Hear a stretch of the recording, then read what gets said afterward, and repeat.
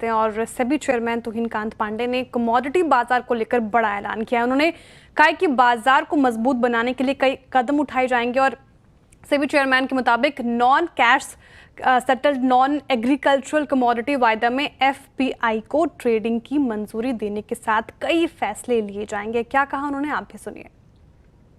Enhanced institutional participation will bring in higher liquidity, making the market more attractive for hedging. We will keep working towards a regulatory framework to enable prudent institutional access to these markets. A proposal to allow FPIs to trade in non-cash settled, non-agricultural commodity derivative contracts is also currently under examination.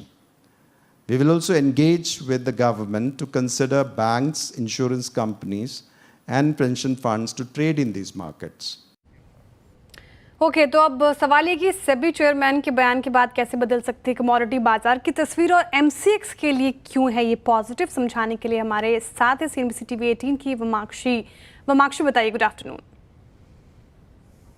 जी बिल्कुल, MCX के share में तेज़ी हम देख रहे हैं। आज SEBI chairman की तरफ से कुछ कमेंट्स आए थे एक एमसीएक्स इवेंट में और उनका कहना है कि वो कंसिडर कर रहे हैं एक प्रस्ताव को जहां पर एफपीआई को शायद वो मंजूरी देंगे non cash settle non agree commodity derivatives में ट्रेड करने की।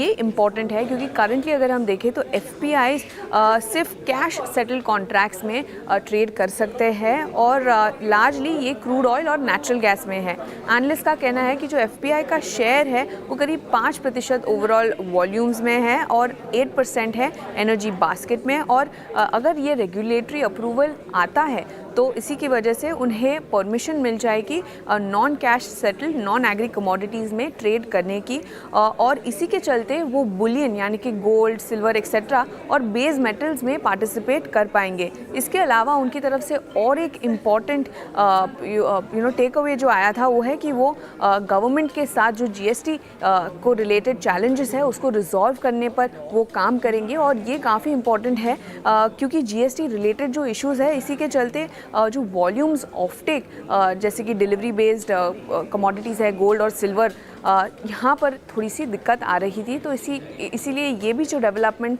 है वो काफ़ी पॉजिटिव हो सकती है। ओवरऑल जो कमेंट्स आए हैं सेबी चेयरमैन की तरफ से ये एमसीएक्स के लिए पॉजिटिव है क्योंकि लिक्विडिटी को अच्छी बूस्ट मिल सकती है। इंडिया का जो कमोडिटी मार्केट है वो भी डीपन हो सकता है और इसी के चलते वॉल्यूम्स पर भी अपसाइड नज़र आ सकता है जिसी की वजह से एमसीएक्स में हम आज तेज़ी देख रहे हैं। शुक्रिया वमाक्षी। बिल्कुल, एमसीएक्स में शानदार तेज़ी इसके बाद लगभग 4% की तेज़ी के साथ कर रहा कारोबार। कमोडिटी बाजार में अच्छा प्रदर्शन होगा और लिक्विडिटी बढ़ेगी, वॉल्यूम बढ़ेगा। एमसीएक्स इन स्तरों पर मानस जी कैसा लग रहा है? 7,930 के लेवल पर खरीदारी करें इस लेवल्स पर या अभी थोड़ा वेट करें? तो देखिए, बेस तो बना है 100 डे मूविंग एवरेज के आसपास बेस बना है। स्टॉक ने वापस अपने 20 और 50 डे मूविंग एवरेज को रीगेन कर लिया है तो स्ट्रक्चर तो पॉजिटिव है। एक बाउंस बैक प्ले बनता है। करंट लेवल्स पे आप 77.50 के स्टॉप लॉस से एक लॉन्ग साइड पे ट्रेड ले सकते हैं। ऊपर की तरफ 83.50 तक के टारगेट्स पॉसिबल है।